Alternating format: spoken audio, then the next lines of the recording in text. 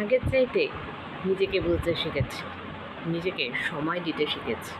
বুঝেছি এ জীবনে কেউ আপন হয় না। বুঝতে পেরেছি স্বার্থপরতা আড়ালে লুকিয়ে থাকে মুখোশধারী কিছু মানুষ।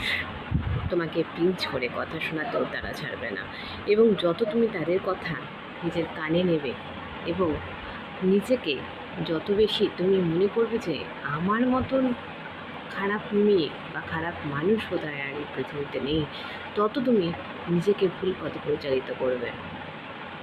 তুমি যত স্ট্রং থাকবে এবং তাদের কথা জাস্ট চুটকি মেরে উড়িয়ে দিতে পারবে, কথা কানে নেবে না, কে কী বলছে গ্রাহ্য করবে না, ইগনোর করবে, তাদের থেকে নিজেকে সরিয়ে নিয়ে নিজেকে ভালো রাখতে শিখবে, সেদিন তুমি দেখবে পৃথিবীর সবচাইতে তুমি সুখী।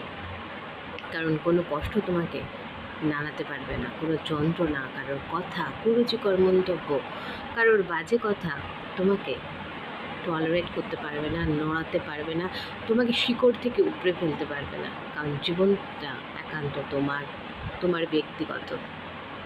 তোমার ভালো থাকাটা একান্ত নিজস্ব। ভালো থাকতে চেষ্টা করো, কারণ জীবন একটাই।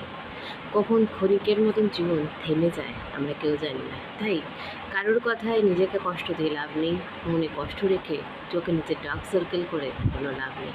নিজের মতন করে ভালোবেসে বাঁচো। যাকে মনে হবে যে তোমার জীবনে সে প্রবলেম ক্রিয়েট করছে বা তোমাকে আঘাত দিচ্ছে, নীরবে তার থেকে অনেক দূরে সরে যাও। কথার উত্তর দিও না, নীরব থাকো। সব প্রশ্নের সব উত্তর দিতে হবে তার কোনো মানে নেই। ভালো থেকো। যদি ভালো লাগে কমেন্ট করে জানিও অবশ্যই।